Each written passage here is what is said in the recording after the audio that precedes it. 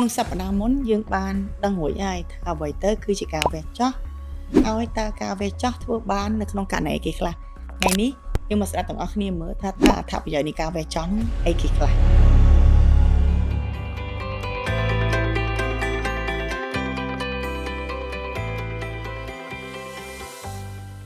លោកគ្រូចំពោះអត្ថប្រយោជន៍នៃការវះចោះតើមានស្អីគេខ្លះនៅក្នុងហ្នឹងគ្រូវះចោះឬមួយក៏ពាក្យចែកគេថា endoscopy surgery ចាបើថាយើងវះមានរុនទូចៗអញ្ចឹងថាប្រយោជន៍ទី1គឺតកតងមួយនឹងស្នាមមកវាមុខរបួសតូចចាបាទទី2ឆាប់ជាមុខរបួសទូចដែលទូចចាការជាវាលឿនចាកាត់បន្ថយការឆ្លងរោគចាមុខរបួសទូចការឆ្លងរោគក៏ទូចតកតងមួយការឆាប់ជាមកវិញបែរថាក្រោយការវះគាត់អត់សូវឈឺទេអញ្ចឹងគាត់អាចឆាប់ងើបដើរលើកអង្គុយអីបានអញ្ចឹងតោះហ្នឹងឲ្យឆាប់ធ្វើការវិញបានទៀតឆាប់ជាទី4គ្រូពេទ្យសម្រាប់គ្រូពេទ្យផ្ទាល់គឺស្រួលមើលដូចថាយើងមើលបានច្បាស់ឃើញធំយកបានអស់អញ្ចឹងជំងឺដែលយើងព្យាបាលឲ្យវាគឺសិទ្ធិភាពវាខ្ពស់ចាយើងស្ដាប់លោកគ្រូមកវះចោះវាមិនមែនត្រឹមតែសម្រួលដល់អ្នកជំងឺអាចសម្រួលដល់គ្រូពេទ្យវះកាត់ហ្នឹងទៀតដើម្បីវាស្រួលជាងមុនមកចាវាដូចតំពើព្រំ2ទេឥឡូវយ៉ាងលោកគ្រូណោះវាសេរីខ្ពស់ជាងមុនហ្នឹងហើយហើយមួយទៀតលោកគ្រូ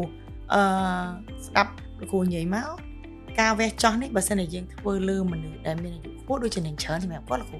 ដោយសារការវះឬមួយក៏មិនលោកគ្រូយោបល់ខ្ញុំសម្រាប់អ្នកជំងឺដែលធាត់វាធំអ្នកជំងឺដែលមើលទៅពិបាកក្នុងការវះបើកធំអាចហូរឈាមអាចអីអញ្ចឹងការវះចោះប្រភេទនេះគឺកាត់បន្ថយការឈឺចាប់ក្រោយការវះព្រោះបើសិនជាអ្នកជំងឺធាត់បើសិនជាវះបើកគឺស្នាមរបួសធំមែនតើគាត់ជាហើយបើអ្នកជំងឺដែលមានតំណុំផ្អែមមានលើឈាមអីដែលយើងចាំបាច់ត្រូវវះកាត់គាត់មកបួសទូចវាឆាប់ជាងបាទខ្ញុំមកន័យថាករណីពិសេសដែលដូចថាសម្រាប់អ្នកដែលគាត់លើសឈាមទឹកនោមផ្អែមហើយគាត់ធាត់ខ្លាំងមានជំងឺបេះដូងអីវះចោះនេះគឺជួយអ្នកជំងឺបានច្រើនមែនតើលោកគ្រូមានសុខភាពខ្ពស់លោកគ្រូបាទអត់សូវហូរឈាមទៀតចាអញ្ចឹងស្រួលសម្រាប់គ្រូពេទ្យចាស្រួលណាស់ពេទ្យទេហើយចំពោះការវះចោះនៅប្រទេសកម្ពុជាយើងឥឡូវនេះគឺយើងធ្វើបានដល់កម្រិតណាហើយលោកគ្រូការវះចោះរបស់យើងគឺធ្វើបានច្រើនសឹងតាស្មើមួយប្រទេសជិតខាងដែរប្រទេសជិតខាងគេធ្វើអីក៏យើងធ្វើបានដូចគ្នាគ្រប់ទីពេទ្យធ្វើបានច្រើនគ្រប់កន្លែងគ្រូពេទ្យយើងឥឡូវក៏បកកែបានទៅរៀនតពីស្រុកក្រៅពីកូរ៉េជប៉ុនអឺរ៉ុបរៀនបានច្រើនអញ្ចឹងការវះកាត់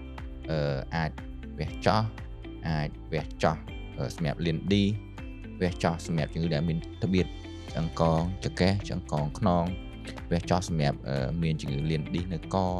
គៀបឆ្អឹងកងកវះចោះដោយចាប់ដែកនៅ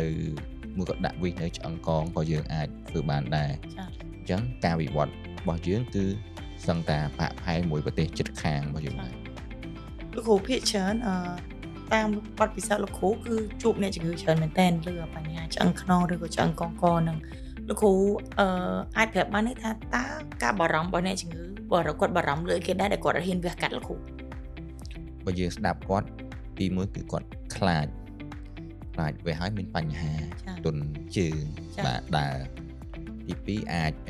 ប្រើថ្នាំស្ដំទៅគាត់ខ្លាចទី3គាត់ថាខ្លាចវះហើយអត់ជា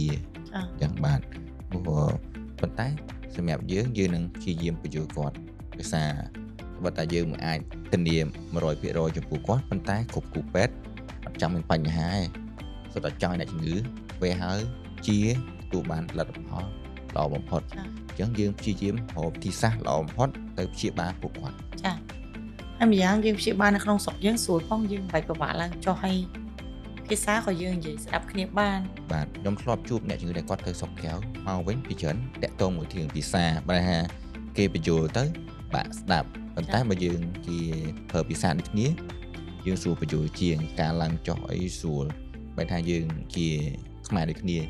យើងមិនទៅចង់ឲ្យអ្នកជំងឺយើងមានបញ្ហាទេខ្ញុំតើលោកចំពោះយើងជាវិជ្ជាបណ្ឌិតអត់មានអីក្រៅពីពេលដែលយើងព្យាបាលគាត់ហើយគឺចង់ឲ្យគាត់ប្រសើរជាងមុនអត់មានគ្រូពេទ្យមួយណាដែលថាមានចិត្តចង់ព្យាបាលអ្នកជំងឺហើយឲ្យអ្នកជំងឺពិបាកជាងមុនទេអញ្ចឹង